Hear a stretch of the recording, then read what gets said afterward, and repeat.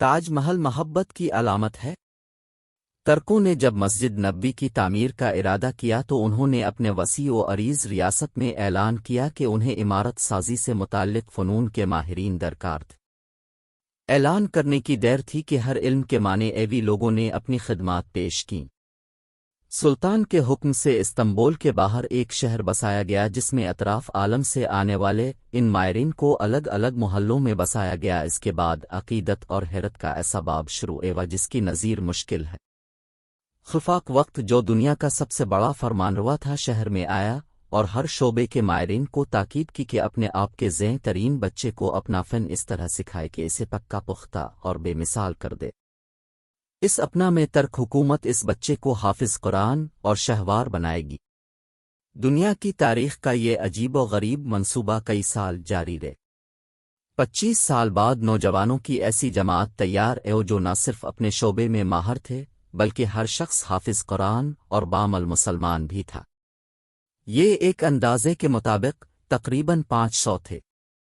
اسی دوران ترکوں نے پتھروں کی نئی کانیں دریافت کیں، جنگلوں سے لکڑیاں کٹوائیں، سارے انتظامات مکمل کیے گئے اور ادب کا یہ عالم تھا کہ اسے رکھنے کے لیے مدینہ سے دور ایک بستی بسائی گئی تاکہ شور سے مدینہ شہر کا ماحول خراب نہ ہو۔ نبی صلی اللہ علیہ وسلم کے ادب کی وجہ سے اگر کسی پتھر میں ترمیم کی ضرورت پڑتی تو اسے واپس اسی شہر میں بھیجا جاتا۔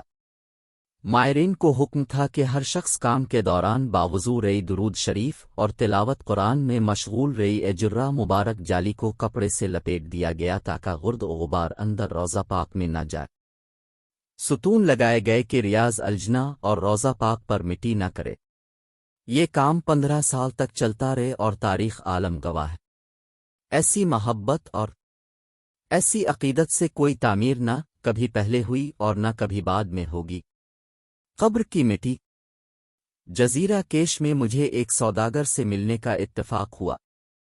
اس کے 40 تو کارندے تھے اور 150 اونٹوں پر مال تجارت لدا تھا۔